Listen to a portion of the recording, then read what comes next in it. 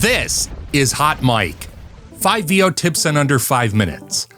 I'm Andrew Scott, and today we're going to look at 5 major mistakes that can quickly derail your VO career before it even gets started. Starting a career in home voiceover is fun and exciting, sure, but also kind of scary and frankly fraught with danger at times. No, not like the gonna die from dinosaurs danger, but dicey nonetheless. There's a lot to learn, wrangle, and master before you really start getting traction. And as a result, there are a few things that regularly pop up for new talent that can really put a hole in the bottom of your boat before you even set sail. So let's get down to it. Number 5, skipping the foundational stuff. As I've said in the past, your number one concern when it comes to starting out a home VO career isn't your mic. It's the environment you and your mic are being recorded in. Trying to skip this step, figuring it'll all be okay and you don't really need to deal with it, is a quick path to madness. Just don't. Do everything you can to make a truly acoustically deadened space. Take this step seriously, because it will save you time and headaches and heartaches. And check the link in the description for our Booth Camp Discord server. We're here to help you out with this one. Number 4, developing a bad case of G.A.S. The tendency to want to try to fix problems like the aforementioned acoustical situation by way of this or that piece of fancy outboard gear, tech, or machines that go ping is common.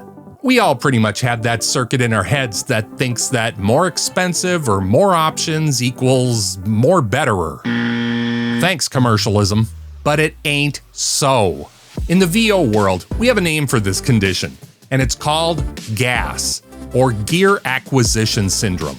Sometimes it's just because you like collecting tech and mics and gear, and yeah, okay, that's fine if you've got money to burn. But more often than not, it's about trying to find technical solutions for non-technical problems. Remember, you need a deadened space, a computer of some kind, and a halfway decent mic. In that order to start out and start achieving success in home VO. That's it. Everything else grows from there. Constantly spending money on expensive things instead of doing the basic, cheap, and decidedly less shiny and fun foundational work is a quick way to start your business out deeply in the red. Don't fall for it. And besides, a bad case of G.A.S in a tiny booth is not something you want. Number 3, falling for magic fixes. If you don't have a good deadened space to record in and you haven't done much audio engineering and mixing before, your first attempts at self-produced VOs may come out sounding, well, in the industry, we refer to it as crunchy. At this point, you'll be tempted to go looking for solutions to help tame things like environmental noise, plosives, sibilants, and unwanted reverb by way of additional little helper effects for your DAW called plugins. Now, to be clear, plugins are important and can really be helpful, but they aren't magic, and they're no substitute for a properly treated space. They're like seasonings for food. A little is fine. Too much, and everything is unbalanced and salty, and nobody likes a salty voice actor. Go back to step 1 and start again. Number 2, overdoing self-promotion. So this one is less nuts and bolts and more about being a good VO business operator when it comes to facing both the public and your fellow VO talents. It's understandable as a new provider to want to get your name out there in order to generate leads and hopefully business, yeah?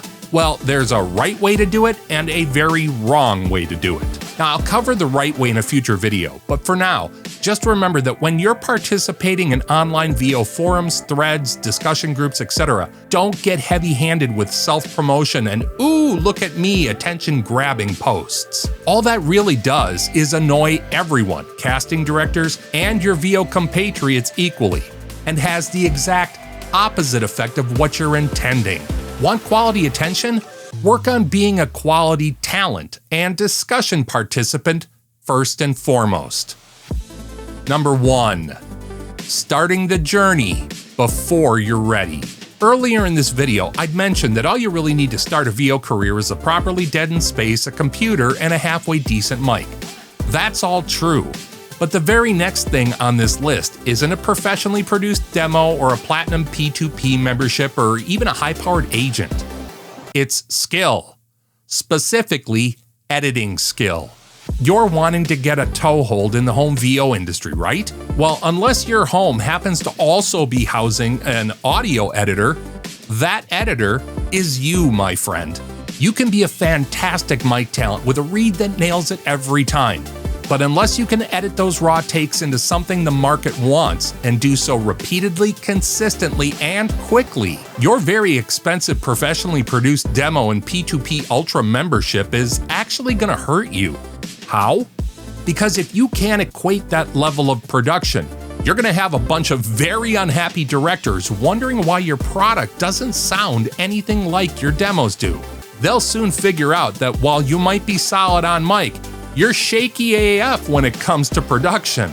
Take the time to really learn your DAW and how to properly edit yourself. If you mess this step up and disappoint your first batch of paying customers, the reviews you'll wind up earning will only make people run from you, not to you. And that's really hard to live down. Well, there you have it. Those are 5 things to really avoid as you begin your home VO career. If you've gotten anything out of this video, do me a favor and hit the like and subscribe thing below and maybe share this video to somebody you think might be helped by it. And if you want help with anything mentioned in this video, come on over and join me and all the other fellow campers over on the Booth Camp Discord server. Until next time, this has been Hot Mike.